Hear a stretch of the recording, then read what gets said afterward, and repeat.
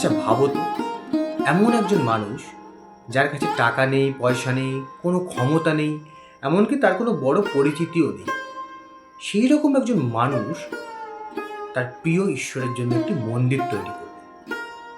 আর সেই মন্দিরের উদ্বোধনে স্বয়ং এলেন তার প্রিয় ঈশ্বর শিব। আজ বলবো এমন এক শিব ভক্তের কাহিনী, যিনি প্রমাণ করেছিলেন ভক্তি কখনো টাকার উপর নির্ভর করে না, ভক্তি আসে আমাদের নির্মল হৃদয়ে। দক্ষিণ ভারতের একটি ছোট্ট গ্রামে বাস করতেন পুশলার। চরম দারিদ্র্যে তার দিন কাটে।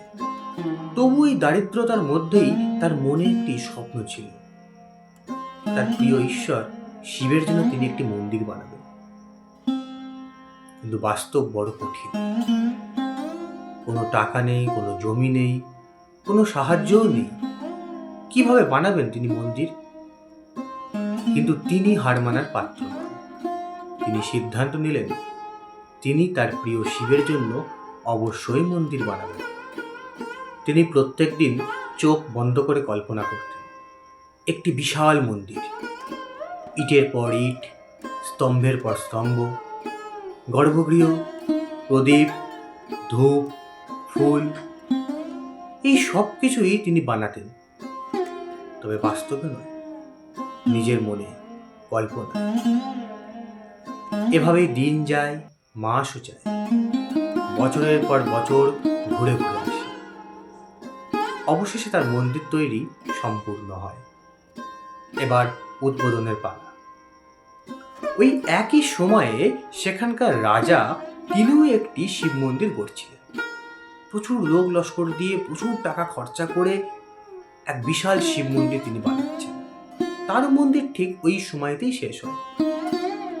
রাজা উদ্বোধনের দিন ঠিক করে, কিন্তু উদ্বোধনের আগের রাতে রাজাকে স্বপ্ন দিলেন স্বয়ং শিব।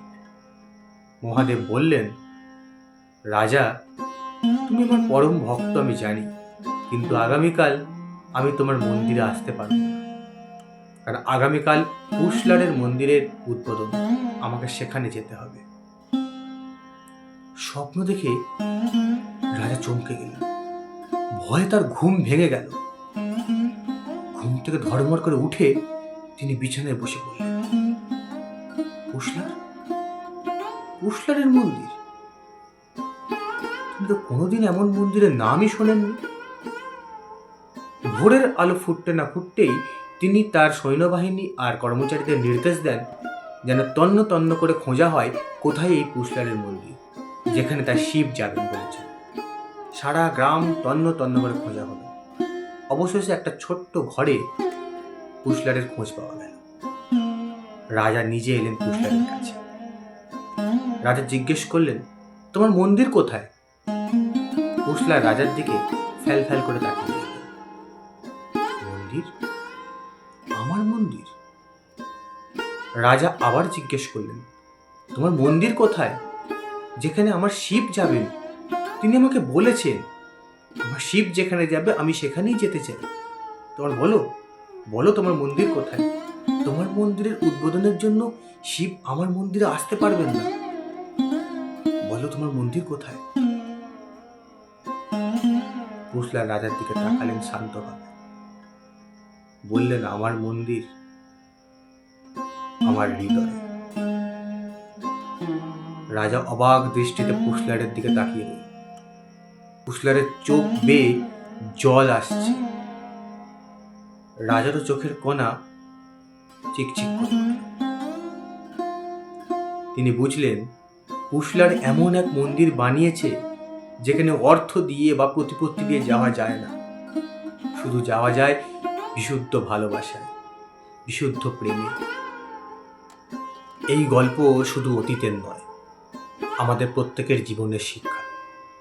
আজ আমরা ভাবি টাকা থাকলে পুজো করব, সময় থাকলে ধ্যান করব, সুবিধা হলে ভক্তি করব, কিন্তু পুশলার শিখিয়েছেন ভক্তির জন্য এত কিছু দরকারই হয় না। জন্য শুধু দরকার একটা হৃদয়, একটা বিশুদ্ধ হৃদয়। আমাদের শাস্ত্রে একটা কথা আছে, ভাবগ্রাহী জনার্দন। তিনি শুধু ভাব নেন, কিচ্ছু নেন না। আর আমরা সেই ভাবটাকে সরিয়ে দিয়ে বাইরের সব জিনিস নিয়ে নাচানাচি করছি। আজ মহাশিবরাত্রি, তোমরা মন্দিরে যাবে, শিবের মাথায় জল দেবে, শিবের কাছে প্রার্থনাও করবে, কিন্তু খেয়াল রেখো শিব শুধু ওই মন্দিরে নয়, যেন তোমার মনোমন্দিরে যেন বসতে পারে।